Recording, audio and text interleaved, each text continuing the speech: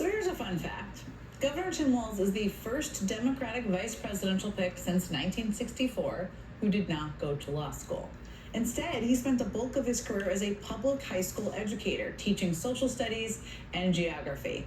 And for a decade, he taught alongside his wife at Mankato West High School in Minnesota, where students and teachers described Walz as a ball of energy, no surprise there, with a passionate and an infectious love for history. He was also a high school football coach who helped propel his team to their very first state championship, as if it were straight out of an inspirational sports movie. Walz also helped LGBTQ students who faced bullying. Earlier tonight, at a campaign event in Philadelphia, Vice President Harris spoke of how in the late 90s, one of the first openly gay students at Mankato West approached then-teacher Mr. Walz about becoming a faculty advisor for the school's first gay-straight alliance. Walz accepted. The student said he made their school a safe place for everybody. That former student, Jacob Brayton, joins me now. Jacob, thank you so much for being here tonight. And I just want to start. I have to imagine, you've known Governor Tim Walz since he was a high school teacher. He was obviously impactful. What was it like turning on your TV tonight, watching your former teacher give that speech as the vice presidential nominee? I'm sure it was a little crazy. What was going through your mind? Certainly a surreal day, but also an amazing day for Mankato West High School.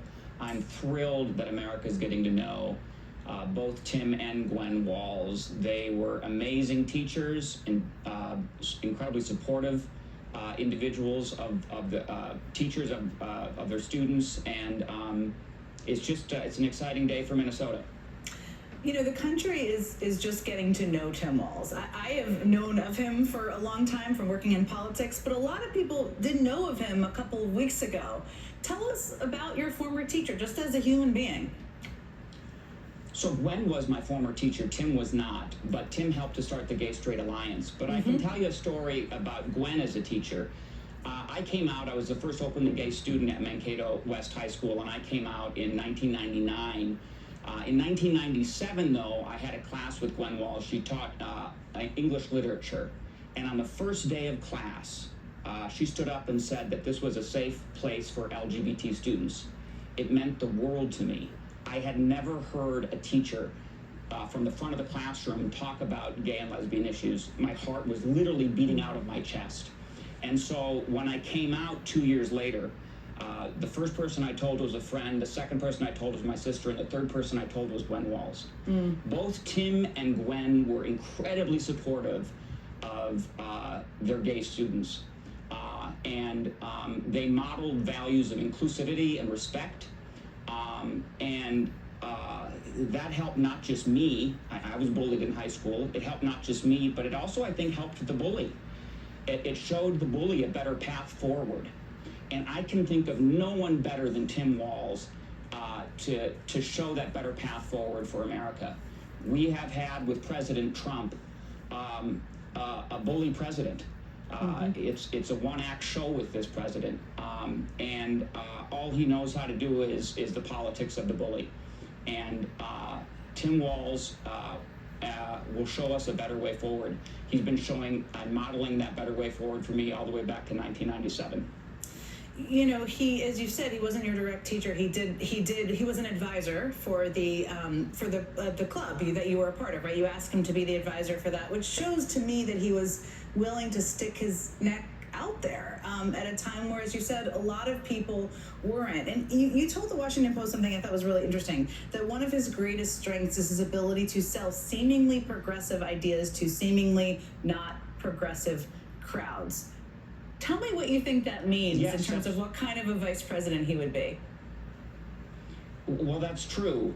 He has the ability to talk to all manner of crowds. There's a story, actually, when he ran for Congress the first time. He ran on a position of being for gay marriage in 2006.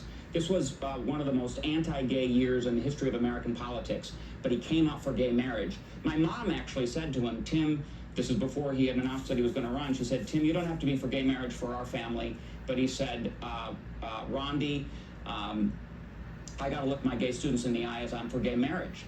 And so not only was he for gay marriage, there's a story where he's at a Harley-Davidson biker rally, and they ask him about helmet laws, and they say, are you for or against helmet laws? And he says, well, you know, I think it's stupid not to wear a helmet, but I believe in personal freedom. I don't think, I'm not for helmet laws.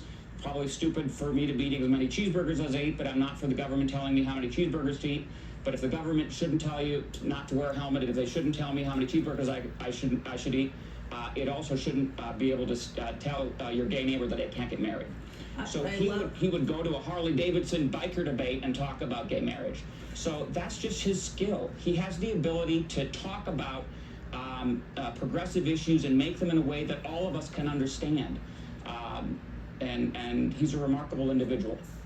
Jacob, thank you so much for your time tonight, for speaking out, and I think seeing the humanity of someone tells you a lot about what kind of a leader they are, so I really appreciate it. And still to come tonight, how Kamala Harris's new running mate